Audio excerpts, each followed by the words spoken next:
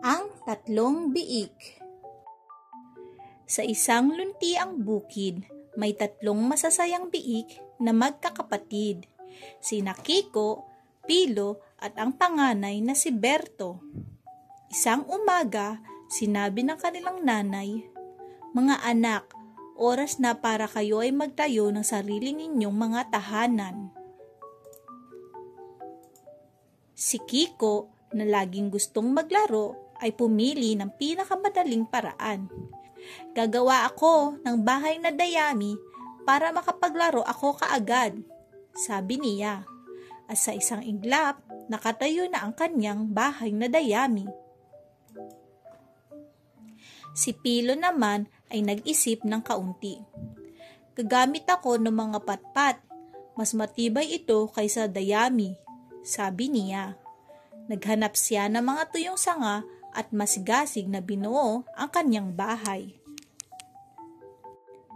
Samantala, si Berto na masipag at maingat ay nagpasya. "Kailangan ko ng bahay na matatag at ligtas." Naghanap siya ng mga bato at laryo at matiyagang itinayo ang kanyang munting kuta. Isang araw, isang malaki at tusong lobo ang napadaan. Naamoy ko ang almusal," sabi niya sa sarili. Una niyang nakita ang bahay ni Kiko. Munting biik, papasukin mo ako," sigaw ng lobo. Hindi," sagot ni Kiko mula sa loob. "Kung gayon, hihipan ko ng hihipan ang iyong bahay hanggang sa gumuho." At huminga ng malalim ang lobo at bumuga ng napakalakas. Ang bahay na dayami ay lumipad sa lahat ng direksyon. Mabilis na tumakbo si Kiko papunta sa bahay na patpat ni Pilo. "Pilo, tulong! Ang lobo!" Humahangos na sabi ni Kiko. Agad siyang pinapasok ni Pilo at isinara ang pinto. Dumating ang lobo at umungol. "Hihipan ko ng hihipan ng iyong bahay hanggang sa gumuho." At muling umihip siya ng buong lakas.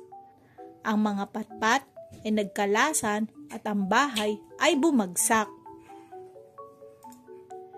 Nagtakbuhan ng dalawang biik papunta sa bahay na bato ni Berto. "Berto, buksan mo ang lobo!" sigaw nila. Mabilis silang pinapasok ni Berto. Sinubukan ng lobo na sirain ang pinto pero ito'y napakatibay. Nag-isip na ibang paraan ang lobo at umakyat sa bubong para dumaan sa tsiminea. Ngunit si Berto ay may inihandang isang malaking kaldero na mainit na tubig.